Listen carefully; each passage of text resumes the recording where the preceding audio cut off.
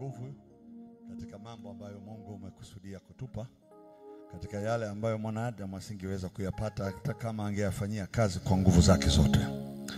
Asante kwa sababu umeweka roho ya ushindi ndani ya mtu yeyote aliyekukimbilia wewe.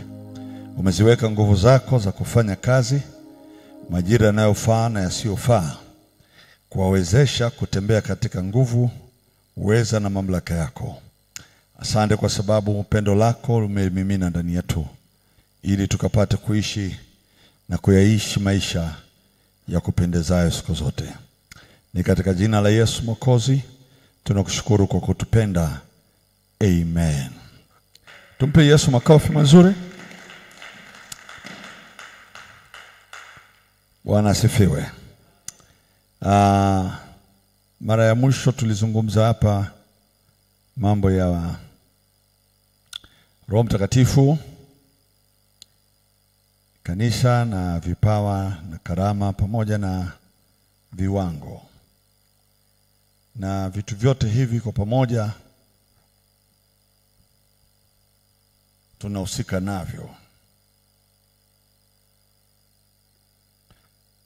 Katika nyakati hizi za mwisho, kuweza kuziishi siri za Mungu zilizoachiliwa kwa ajili yetu. Bwana asifiwe. Ziko siri za Mungu zimeachiliwa kwa ajili yetu. Nirudie kitabu cha Matendo ya Mitume sura ya 1. Na maneno ambayo kusema, nasema nanyi mtapokea nguvu akishawajilia juu yenu Roho Mtakatifu. Kisha kuja juu yetu tutapokea. Alafu hicho tunachoenda kupokea kitafanyika ndani yetu nguvu ya kuwa mashahidi. Nguvu ya kuwa mashahidi. Pale pa kuwa mashahidi pana vipawa vinavyoachiliwa venye madhihirisho ya wazi kwamba Yesu ni Kristo na alikuja ulimwenguni kwa ajili ya kuleta wokovu. Sasa katika vile vipawa na udhihirisho, Roho Mtakatifu ndiye anayevifunua. Amen. Vile vipawa vikiwa ndani yetu ili kuleta udhihirisho unaoonekana wazi ya kuwa Yesu aliye ndani yetu alifufuka kutoka kwa wafu, anaishi hata sasa milele, na yule Roho akaweka vipawa vingine ambavyo ni vya udhihirisho lakini havina miujiza. Ya mambo ya kuonekana kwa macho lakini yako katika kusikia. Kwa hiyo ni udhihirisho mwingine au ushahidi mwingine kwa mambo ya kusikia. Sasa kuna udhihirisho wa mambo kwa kuyaona na udhihirisho wa mambo kwa kuyasikia. Udhihirisho wa mambo kwa kuyaona, kuna vitu vingi vimo mle ndani. Kuna miujiza, kuna vipawa mbalimbali vya imani na vipawa mbalimbali vya uponyaji. Vinaitwa vipawa vya udhihirisho. Lakini pia kuna vipawa mbalimbali vya uwezo wa kuvisema vitu ambavyo sio vya kibinadamu na kuvileta katika ufahamu wa kibinadamu na akili za kibinadamu zikapokea na kuelewa. Kwa hiyo vipawa hivyo navyo viko ndani ya kanisa kwa njia ya vipawa vya kusikia na vipawa vya kusema. Sasa kuna vya kusema, kuna vya kusikia. Bwana asifiwe. Amen. Bwana Yesu asifiwe. Nikitembea kwenye maandiko kidogo, nitatumia andiko la Matendo ya Mitume sura yake ya 2. Hebu nianze na pale. Matendo ya Mitume. Tuna sura ile ya 2, siku ya Pentekoste.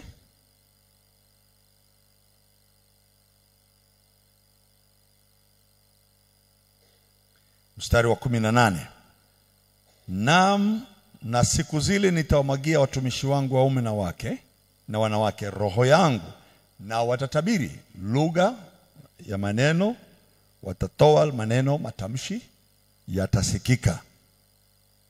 Amen. Hilo ni eneo la matamshi, maneno. Nitawapa, watatabiri. Lugha nasema kutabiri ni maneno ya kuongea kwa lugha ya kibinadamu. Hiyo ni mojawapo, kwa lugha ya kibinadamu. Kila mtu atasikia, ataelewa.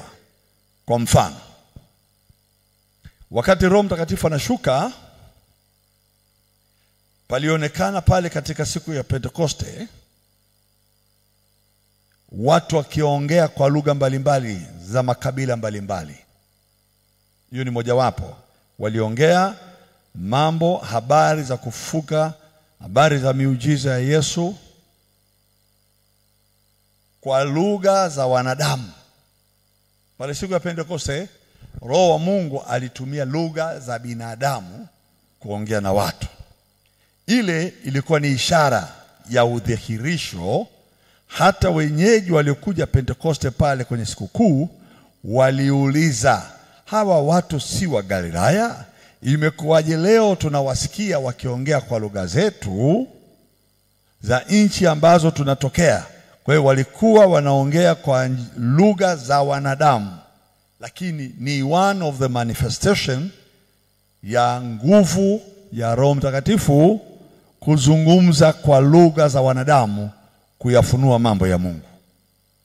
Amen. Na hawa watu walishikwa na mshangao. Walishikwa na mshangao mkubwa, na wakajikuta wao nao wanaingia katika kuamini kile Mungu alichosema. Anasema hivi, na basi yeye akisha kupandishwa hata mkono wa kuume wa Mungu na kupokea kwa Baba ile ahadi ya Roho Mtakatifu, amemwaga kitu hiki mnachokiona sasa na kukisikia. Mstari wa 33. Mnakiona na kukisikia. Watu walikuwa naongea, alafu ishara ya kila aliyekuwa naongea kulikuwa na asili ya kama kuna moto katika maneno yale. Kwa hiyo vipawa hivi kwetu sisi vya kuongea na wanadamu, hiyo ni level nzuri sana kama tutaweza kutumia katika siku zetu tunazoziishi. Bwana asifiwe. Kwa hiyo ni muhimu kuwa na vipawa vya lugha ya wanadamu. Haleluya. Na kwenye hivyo vipawa ndio tunatumia lugha ya kuongea, tunaelewana. Naongea kwa lugha ya Kiswahili, Kinyakyusa, Kisambaa, kabila za Kitanzania, kabila za Kikenya, za Kikongo, za kabila za dunia nzima. Tunaweza tukapitisha ujumbe na watu wakasikia, wakaamini. Roho Mtakatifu anatumia lugha ya kibinadamu kabisa. Ndani yake kwenye hiyo lugha watu wanasikia na kuelewa. Lakini pia huyu Roho Mtakatifu ameweka ndani yetu lugha zingine. Sasa hii lugha nyingine ni lugha ambazo sio za dunia hii. Nazo sio lugha za dunia hii. Na kwenye hilo ni eneo la another dimension. Mtu akijua hilo anaweza akapitia katika hizo lugha ambazo sio za kidunia, ni za kimbingu. Kwa mfano, kitabu cha Wakorintho wa kwanza 13, Wakorintho wa kwanza 13 mstari wake wa kwanza. Anasema hivi, nijaposema kwa lugha za wanadamu, ile ya Pentekoste ni lugha za wanadamu, mpaka wanauliza sasa tufanyeje ndugu zetu? Wanaambiwa tubuni. Wanatubu watu 3,000 siku ile ya Pentekoste. Hizi ni lugha za binadamu, wanaelewana, lugha za kwetu tulizozaliwa. Roho Mtakatifu anatumia hiyo kwa kufunua mambo, nao watasema. Amen. Kwa lugha za wanadamu. Kwa hiyo tunasema kwa lugha, lakini na za malaika anazungumza hapa, na za malaika. Hii za malaika is another dimension. Lugha za malaika kiakili za kibinadamu hatuwezi kuzielewa, maana zinasikika kwa sauti za maneno yasiyoweza kupata mtu kuelewa kwa akili za kibinadamu. Kwa hiyo kuna malaika lugha zao, nasi tumepewa kwa huyo Roho kuzinena lugha za rohoni za malaika. Bwana asifiwe sana. Sema amen, amen. Haleluya. Tukizinena hizo lugha za rohoni, malaika husikia. Na Wakristo kwa asilimia nyingi hawajafundishwa kunena kwa lugha. Wanajua tu kunena kwa lugha, walinena Pentekoste. Ile lugha ya Pentekoste ni lugha za wanadamu. Hawakunena kwa lugha za malaika pale. Lakini Roho huyo anatupa pia lugha za malaika. Tunaweza tukaongea katika maombi tukizungumza lugha za malaika, na malaika wakatoka katika eneo lao wakaakti kutokana na maneno unayowaambia. Amen. Bwana asifiwe. Tunatakiwa kuzijua na kuzinena lugha za malaika. Sema amen. Bwana asifiwe sana. Lugha za malaika zinasababisha malaika wakuhudumie wewe binafsi. Maneno katika lugha za malaika, Roho anapokupa ucommand malaika katika maeneo fulani ya maisha. Na malaika wako standby kusubiri utakayenena wakuelewe. Lakini leo lugha za malaika zimekuwa adimu, Wakristo ni wachache, hata wajui kama wanaongea lugha gani. Bwana asifiwe sana.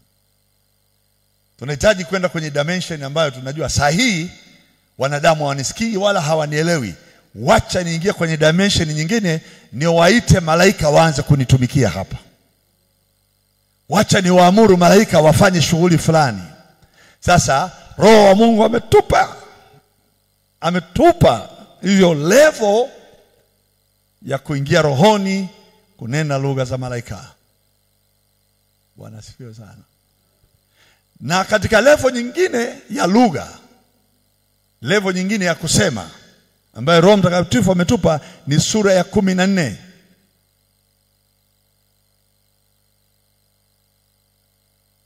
Mstari wa 2.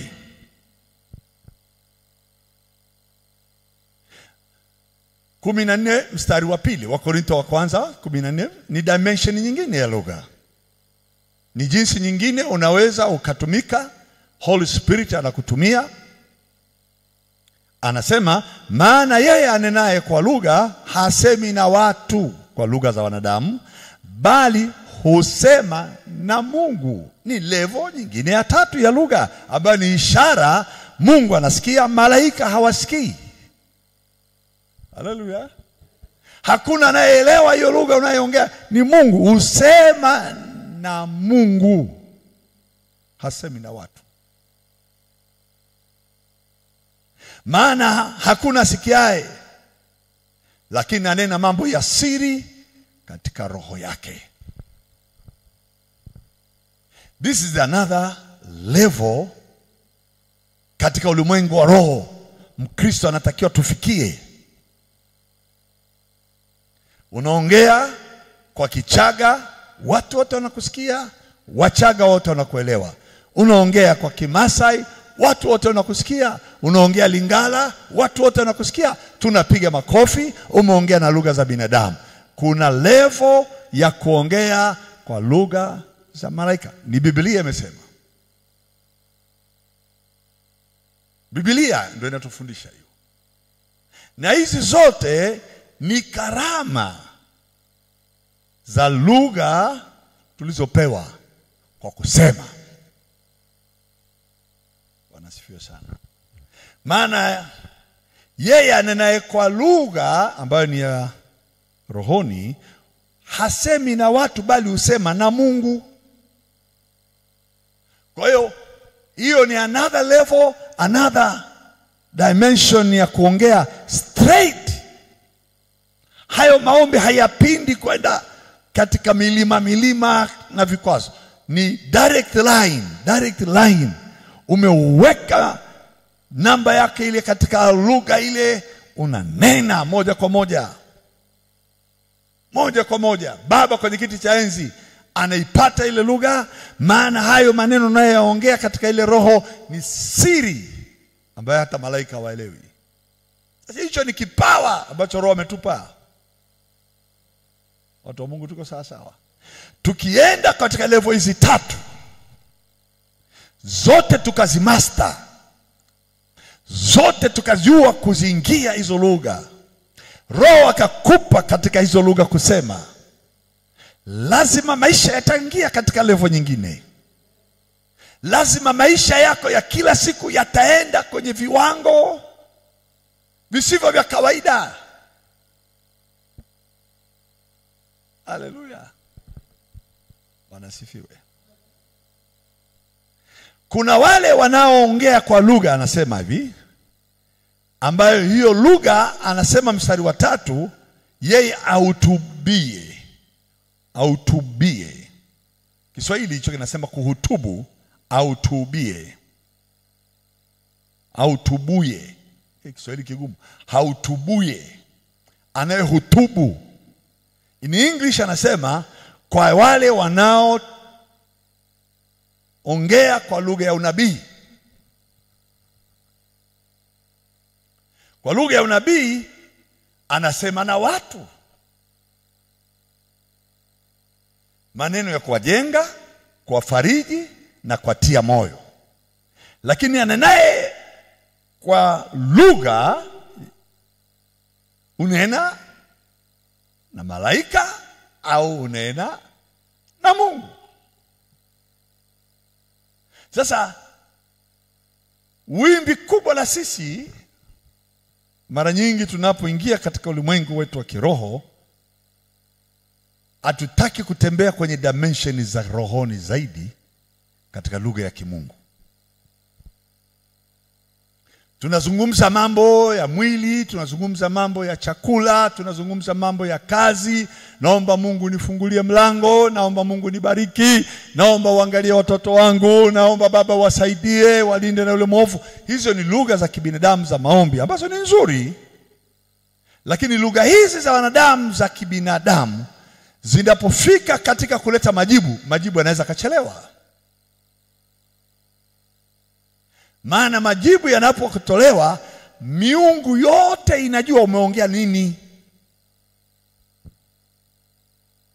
Falme za giza zote zinajua, wakuu wa anga wote wanajua unaomba kuhusu kazi ya mikono yako.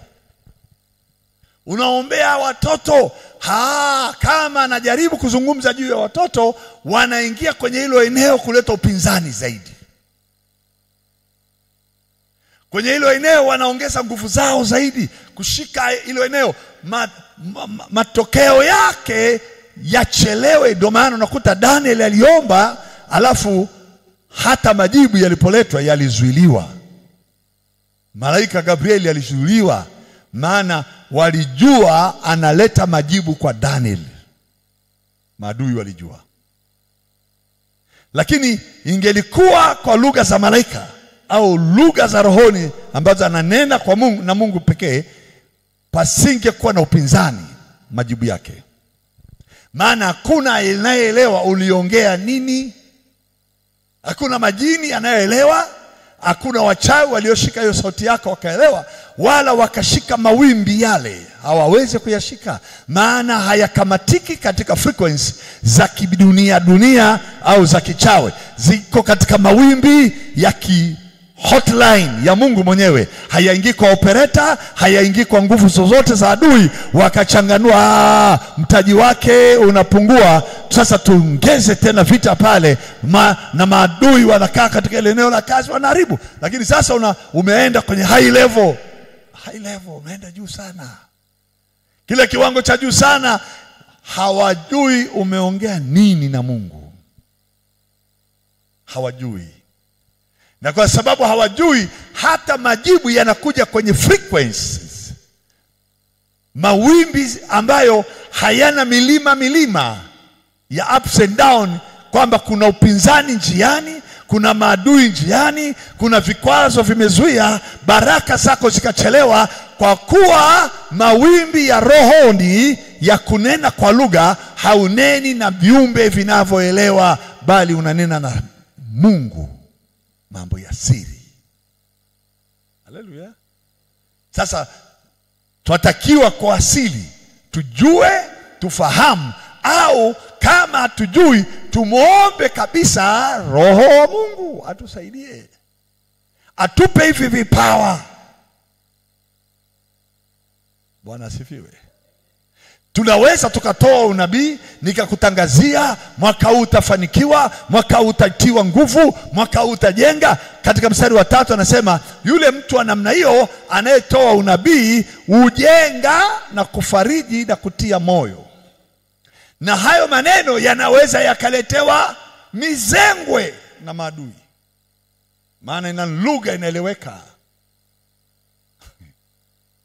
Mawimbi yako yanaweza yakatekwa njiani, kwa sababu ni lugha zinazosikika kwa makabila yaliyoko duniani. Lakini ukiingia kwenye mstari wa 2, anenaye kwa lugha hasemi na watu, bali usema na Mungu. Mawimbi yale hayapiti kwenye channel za maadui wakachanganua wakasema jamaa amesema kitu fulani. Hawawezi wakashika ile mawimbi, wala hawawezi kutafasiri kwenye mitandao yao, maana yatambulikana na Mungu peke yake. Haleluya. Na kwa kuwa tunashindwa kuingia kwenye roho na kunenda kwa roho, lugha ya Mungu mwenyewe, twajikuta mara nyingi hata majibu ya maombi tunayoomba kwa lugha za binadamu yanachelewa. Basi hata kilazimu basi tuingie kwenye lugha za malaika. Amen. Bwana asifiwe. Hebu sema amen.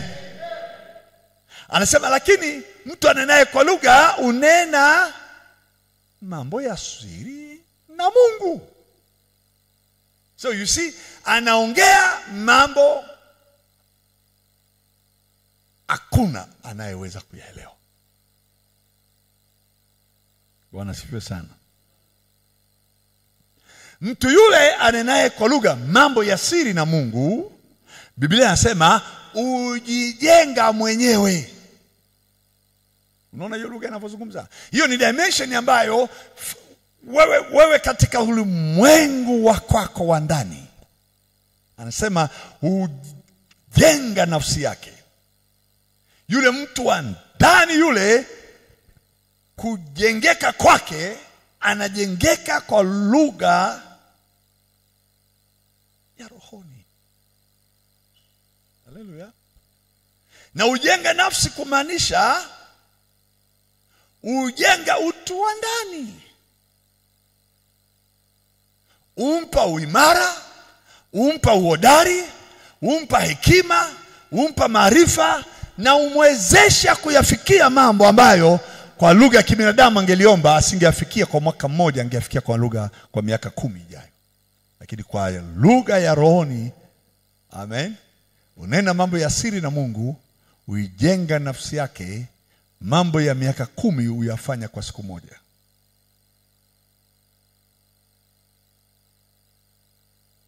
Autubuye wajenga watu kwa lugha ya kibinadamu. Amen. Yani atoae hotuba kwa lugha nyingine anasema ni kuprofesai. Ni kuyanena maneno ya Mungu na tafasiri ya lugha za kibinadamu. Ndio autubuye au kuprofesai.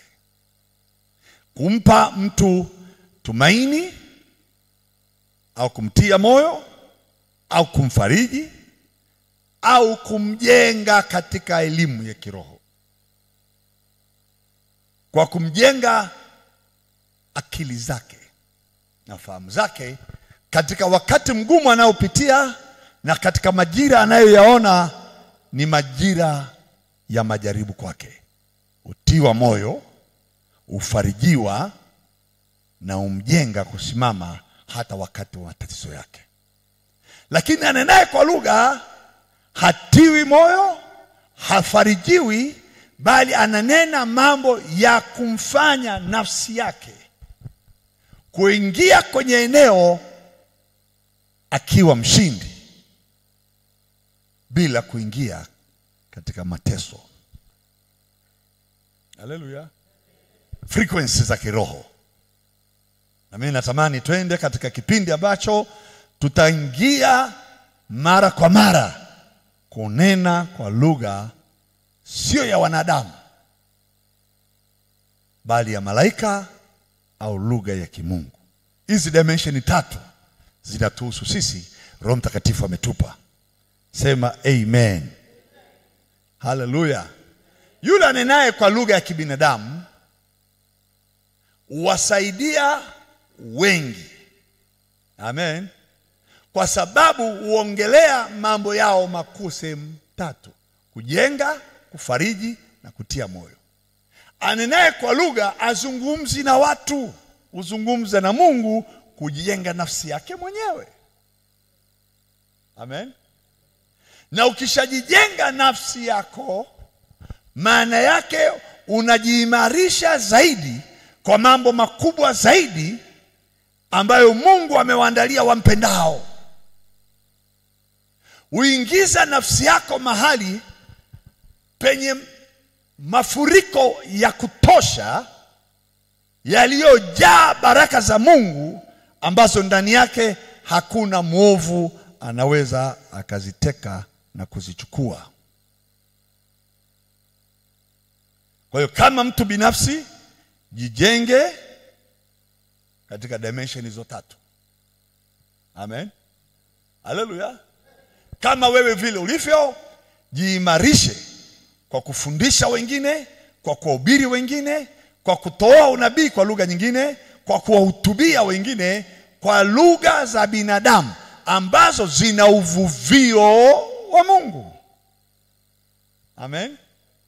At the same time, make sure kama hawawezi kukusikia kwa lugha za kibinadamu na uko kwenye eneo na wewe unahitaji kwenda eneo fulani, ndani ya hilo eneo kuna vita na mapambano, unaongea na moshi, unaongea na nani hawakuelewi, unapasua mawimbi, unaingia kwenye frequency za malaika. Biblia inasema katika kitabu cha Waebrania sura ya 1 mstari wa 14, hebu nisome. Waebrania sura ya 1.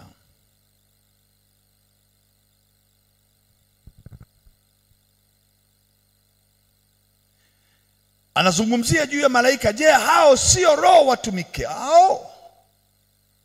Malaika ni roho watumikao wakitumwa kwa hudumu wale wanao urithi wokovu. Kwa hiyo hawa nao wanahitaji kuwa na communication na wewe. Roho Mtakatifu ametupa lugha. Ametupa lugha. Nataka tuende kwenye hiyo vipawa na karama za kusema kwa lugha. Kuna lugha za wanadamu, kuna lugha za malaika, kuna lugha za rohoni ambayo Mungu peke yake anasikia, maana unena mambo ya siri wala sio mambo ya watu kuyaelewa. Anapowatumia wale malaika kukuhudumu, lazima kuwe na communication kati ya wewe na malaika. Kama hakuna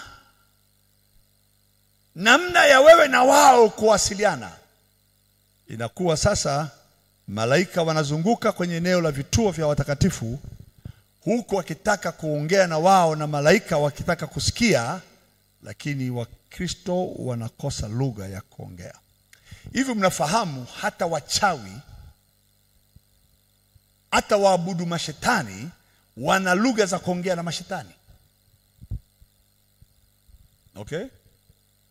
All right.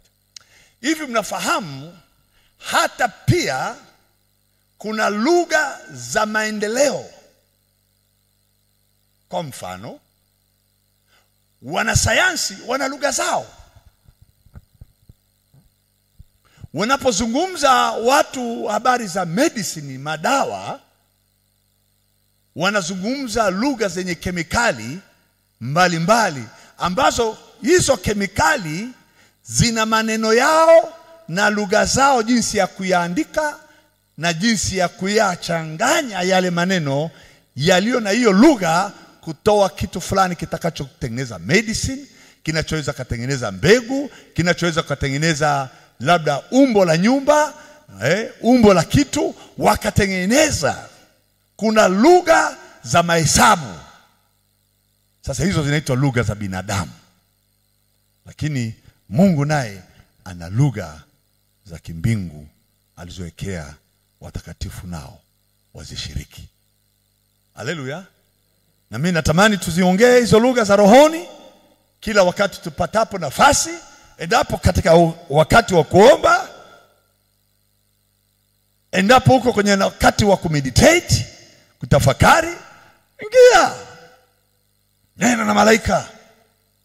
Malaika watakuelewa, akili yako haitaweza elewa, maana sio lugha ya kibinadamu. Lakini Holy Spirit ndio mgawaji wa lugha hizi. Anatoa matamko ndani ya ulimwengu wa roho. Malaika wanakuelewa, wanakuja kuingia kwenye huduma kukutumikia wewe. Anasema watumikao na kuwahudumia watakatifu. Haleluya. Bwana asifiwe. Sema amen. Sijui kama hii lugha zangu zinaenda sawa sawa na lugha za. Kuna maeneo twende tufikie, tuzungumze, majibu yapatikane immediately, haraka. Tumewezeshwa na Holy Spirit tuweze kuingia katika hiyo hali. Tusijicheleweshe wenyewe eti kwa sababu unajua Mungu wakati wake ukifika atatusaidia. Wakati wa Mungu ulishakuja, tumepewa hizo lugha tuweze kuzitumia katika Roho Mtakatifu aliyetupa. Bwana asifiwe sana. Sema amen, amen. Sijui kama umeshawishika moyoni na wewe uwe najua kuongea. Uongee. Unamka saa 8 usiku unaongea. Bwana asifiwe. Unaongea, watu wanashindwa kuelewa, jamaa anaongea nini? Siku moja, sijui kama umeshasikia ushuhuda wangu. Baba yangu alishaye kuja kunitembelea Arusha. Na wakati anakuja kunitembelea nilikuwa mwaka 1993. Mali nakaa, nilikuwa na mgeni mhubiri anaitwa Robert Amfia Coffee. Robert amelala chumba hichi na baba yangu naye amelala chumba hichi. Vyumba vyao milango inaangaliana. Mimi nilala chumba kingine na watoto. Huyu Robert alijua baba yangu ni Myahudi asiyeamini habari za Yesu. Kwa hiyo akaamka usiku akaanza kuomba kwa lugha ya kwao. Baba yangu akaamka akasikia huyu mwanamume anaomba, akakosa usingizi, akaanza kumsikiliza. Akajua huyu jamaa anaongea kwa lugha ya kwao. Huyu mtu akabadilisha frequency. Amen. Maneno yale alikuwa anaomba kwa lugha ya kwao akayaacha, akaingia kwa lugha ya rohoni. Sasa akaenda direct kwa lugha ya Kimungu. Baba yangu yeye ni profesa wa lugha, ni linguistic. Hata alikuja Tanzania alikuwa anajifunza Kiswahili, akawa mwalimu wa Kiswahili hapa Tanzania. Kwa hiyo baba akakereka, maana hii lugha anasikia huyu mtu anaongea hajawahi kusikia na haelewi anatamka matamko ya aina gani. Kwa hiyo ikamvutia baba afungue mlango, anigongee, aniamshe, aniambie kuna huyu mgeni wako hapa, inawezekana amepata kichaa. Amka msikilize. Nikaamka, nikapeleka na mimi masikio yangu kwenye mlango yule mgeni Robert. Nikajua hii ni frequency sio ya kibinadamu. Ananena kwa lugha ya rohoni, anaongea na baba. Malaika hawasikii, wanadamu hawasikii, mashetani hawasikii. Nikamwambia baba, huyu mgeni wangu hajachanganyikiwa, yuko vizuri. Huyu anaongea na baba mbinguni direct. Akanambia, hamna mtu anaweza ongea na Mungu kwa lugha hii. Lugha gani hiyo? Nikamwambia, hii huwezi elewa. Mimi naielewa. Akanambia, kwa hiyo wewe unaelewa anavyoongea? Nikamwambia, naweza nikapata tafsiri. Akaniambia, tafsiria anaongea nini? Nikamuuliza Roho Mtakatifu, nipe frequency za tafsiri. Nilipopata frequency, Roho wa Mungu akanionyesha Robert anamwombea baba yangu apate kumwamini Yesu. Sasa nikamwambia baba, huyu mtu anakuombea wewe upate kumwamini Yesu, na anaomba ishara ikutokee wewe ujue kwamba Yesu anafanya kazi na yu hai. Kaniambia, ishara gani? Kasikiliza, mwambie Recho mwanae aliyekuwa na matatizo ya upofu sahihi nimeyafungua macho yake na amepata kuona. Nikamwambia, baba, unaambiwa Recho macho yake ya upofu yamefunguka, sasa anaona. Mpigie simu sahihi. Ilikuwa ni usiku, ni saa 7 saa 8. Baba akachukua simu, ilikuwa ni simu za mezani, tukapiga kwenda Marekani, kwani Amerika. Recho alikuwa Berkeley pale university, kama ni mmoja wa profesa, lakini akaugua macho na anaishi Berkeley pale karibu na San Francisco. Anapokea ndugu yetu mwingine anaitwa Lisa, anasema Recho is outside running, akiwa anaona macho yamefunguka. Baba akakata simu, akasema, nyie ni wachawi. Nikamwambia, sio uchawi, Recho anaona aone. Akasema anaona. Nikamwambia, ni wewe unatakiwa kuokoka. Huyu mtu ndiye alikuwa naomba wewe ufunguke, ufahamu. Kwa ile ilikuwa ni lugha iliyokuja na ishara na manifestation ili baba aamini. Amen. Bwana asifiwe. Naomba Mungu atupe lugha, kila mmoja ajue kuongea katika ulimwengu wa roho, aidha na malaika au aongee na baba kwa lugha ya siri, na majibu yatokee hapo hapo. Haleluya. Watu wa Mungu tuko sawa. Kuna kuongea sana kwa lugha zetu za kinyumbani. Na lugha zetu za kinyumbani ni nzuri katika maombi, lakini zinaweza zikatuletea mlolongo mrefu mpaka upate majibu. Ndio maana Holy Spirit alipokuja anasema Yesu, na ishara hizi zitafuatana na hao waaminio. Wataweka mikono juu ya wagonjwa, watapata afya, wataongea kwa lugha nyingine. Na mimi nataka hiyo lugha nyingine. Wakati wa 8 usiku umelala, unafungua frequency za mbingu, jirani haelewi unaongea nini. Bundi aliyoko hapo nje anaongea kinyume na wewe, hataelewa unaongea nini. Uchawi uliotegwa barabarani ili kesho kamatike, sauti itakuwa imekamata frequency. Mungu anapangua mabaya yote. Haleluya. Mimi natamani twende kwenye level ya kufika mahali dakika 10-20 hazikutoshi kunena kwa lugha. Amen. Paulo anasema ikiwa kwa habari ya kunena kwa lugha, mimi ninaweza nikawa ninanena kushinda ninyi wote. Maana jamaa alikuwa anaweza akanena kwa lugha hata akishona mahema. Uzuri wa ile lugha, unaweza kainena at any time, sio wakati mmoja tu.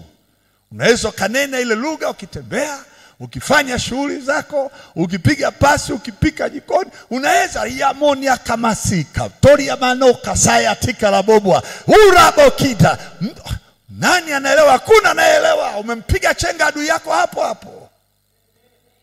Unamaliza kazi ya jikoni, majibu yamepatikana. Mtoto alikuwa alale kitandani mgonjwa, ananyanyuka hapo hapo, anapokea afya hapo hapo. Adui anashindwa kuelewa, aliweka mtego kwenye chakula, mtego umepanguliwa, kumbe umepasua mawimbi na majibu yametokea haraka. Haleluya. Sema amen, amen. Na hiyo lugha, ndugu zangu, sio lazima itafasiriwe na mtu mwingine, maana ni ya kwako na Mungu. Kuna lugha ya rohoni inayotakiwa pia kutafasiri kwa ajili ya wengine. Ikiwa Mungu anatuma message kwa watu ili watu waelewe, akanena kwa lugha mtu mmoja, mwingine anaweza kapewa jinsi ya kutafasiri. Sasa hiyo ni kwa ajili ya kujenga pia. Hiyo ni kwa ajili ya kutia moyo. Lakini hiyo ambayo mimi sisemi kujenga na kutia moyo, hiyo ni frequency ya mimi na Mungu peke yangu. Haleluya. Sema amen, amen. Hebu fanya mazoezi, msii Roho Mtakatifu akupe hiyo lugha, na ukiona inakuja usichukue kwa dakika 2, flow na hiyo lugha. Iachilie itumike kama lugha yako ya kila siku katika ulimwengu wa roho unapokuwa. Na ukiwa katika hiyo frequency, mara nyingi yule Mungu anayenenda kwa kupitia hiyo lugha ya rohoni na wewe, utapata majibu yako kwa haraka kuliko wengine. Majibu ya mambo. Kuna vitu vingine sio lazima uvitamke kwenye lugha ya kawaida kuweza kuvisema Mungu nisaidie, lakini kwa lugha ya rohoni Mungu anajua umeongea nini zaidi ya kile ulichokuwa unataka kukiongea wewe. Kwa sababu akili yako inasema nataka Mungu anipe 2,000,000 tu kama mtaji, na akinipa 2,000,000 nitafanya 1, 2, 3, 4, 5. Lakini ukigeuza frequency, Mungu anajua 2,000,000 utalipa kodi ya nyumba, 2,000,000 utapeleka watoto shule, 2,000,000 utanunua gauni na suruali, 2,000,000 utafanya hiki na hiki. Ukishakuwa na hiyo 2,000,000 inakatika haraka, na ule mtaji unakosekana kufanyia kazi. Ukiingia kwenye frequency za rohoni, Mungu anakuelewa haraka kwa lugha ya mtaji, kwa kuwa anajua unachokihitaji sahihi, anajua itakalotokea kesho, anajua la mwaka kesho. Kwa hiyo majibu yanapokuja hayaji kwa frequency ya 2,000,000 ya mtaji, anakuja kwa wingi. Mlango utakaoanza kufunguka, utajikuta unaenda zaidi ya 2 million kila wiki, 4 million kila mwezi, 5 million, 10 million, 10 million, 20 million. Unajikuta unaanza kuflow, mahitaji yanakuwa machache, matumizi yako yanaongezeka kwa kiwango unachokipata. Unakuwa na mradi huu, unakuwa na mradi ule, kwa sababu kuna mawimbi ya rohoni yameleta majibu ya kila eneo lako la kimaisha. Mungu atupe lugha ya rohoni. Kuna lugha ya rohoni ambayo watu wote unena usikika kila mahali. Huyu anasema shantarabaganda. Hiyo inaweza kawa ni lugha ya rohoni, labda ya malaika, lakini nataka umuombe Holy Spirit akupe lugha. Anasema unena na Mungu mwenyewe. Haleluya. Haleluya. Malaika ni vizuri tu nao watuhudumie, lakini kuna lugha ya Mungu. Bwana asifiwe sana. Zamani wale manabii na mitume na makuhani wa zamani, Mungu alikuwa anaongea nao kwa ndoto, kwa maono. Wakati mwingine anatokea anaongea nao kwa sauti. Makuhani wengine Mungu alikuwa anaongea nao kwa Urimu na Thumimu. Anaongea nao kwa Urimu, maana yake nuru na maarifa. Wakati mwingine alikuwa anaongea nao kwa yale mawe yaliyokuwa katika kifua cha kuhani. Wakati mwingine anaongea nao kwa ishara, asubuhi pakiwepo najua nguo zangu ziwe zimeloa. Ndio kama Mungu ameongea kwamba ufanye. Lakini sasa hii Mungu ametupa language. Amen. Na mimi nataka hiyo language. Haleluya. Ina majibu yetu ya haraka. Tuende katika roho. Hebu chukua dakika 5 zimebaki. Simama pale ulipo. Simama pale ulipo ndugu zangu, tumemaliza. Saa zimeenda. Unajua nimechukua dakika karibia mpaka hapa sasa nimemaliza dakika 50 nimeongea na wewe. Tuchukue hizi dakika 5 twende tuingie katika lugha. Anza kufanya mazoezi leo. Usiongee sahihi kwenye maombi kwa lugha ya Kitanzania, Kiswahili wala Kimeru. Tuongee sasa kwa lugha ya malaika au lugha ya rohoni. Mko tayari? Kama uko tayari sema amen. Mchawi akiamua kukuloga, hakulogi kwa lugha yako, anasema tu kwa lugha ya kichawi. Koncho majani kiboro katiko enabuzu baba kuna baba. Umepigwa wimbi hapo, umepigwa radi barabarani. Unajikuta umeshia mtaani huko hujui kitu gani, unaongea kama mwenyewe tu. Kumbe umeshapigwa na radi, jamaa kakutamkia maneno ya kishetani. Na wao wana lugha zao za kichawi. Wanaongea na majini kwa lugha zao. Wanaongea na mapepo kwa lugha zao. Wanajua wamefundishwa na mapepo. Na sisi tumefundishwa lugha ya rohoni na Roho Mtakatifu mwenyewe. Na kama hatuwezi kunenda kwa lugha hizo, tutachelewa kuyaona matokeo ya mambo mengi. Bwana asifiwe. Haleluya. Kama unajua kuongea kwa lugha ya rohoni, hebu nikupe 5 minutes za kuanzia leo. Lakini ukitoka hapa usinyamaze. Tembea barabarani unanena. Ingia kwenye nyumba yako unanena. Unaenda kulala usingizi huko unanena huko kwenye ndoto. Ugaya la morianda mosekele makashekera bagandoria osikirido. Majini anasema jamaa ameamua kutukoroga, anaongea mambo ambayo hatuyaelewi. Wao wanasikia sauti lakini maneno hawayaelewi. Wanapitisha kwenye channel zao, wanaambiwa hapo hatujakamata kitu. Hiyo lugha tuielewi. Kumbe jamaa ameshamwambia baba, vuruga hawa wachawi, baba waharibu hao maadui zangu. Maadui wanaanza kupigwa, hawajui kwa nini wamepigwa. Wachawi wanaanza kuhangaika huko njiani, hawaoni njia. Huko njiani wanapotea wanapokutafuta. Yaani kumbe umeshawavuruga. Ndugu zangu, tuwavuruge maadui. Haleluya. Hebu sema asante Yesu. Umenipa lugha ya rohoni ya kuongea mambo ya siri na malaika pamoja na baba. Natamka kuanzia leo kila majira nitatumia lugha ya rohoni kwa ajili ya kujijenga nafsi yangu na misuli yangu ya rohoni ikapate kuwa mikubwa, ili kumiliki na kutawala mazingira yangu ya rohoni. Nisiwe dhaifu tena kwenye maeneo yangu ya kiroho, katika jina la Yesu Kristo. Amen. Aya, ingia katika neno la kuomba kwa lugha ya rohoni katika jina la Yesu.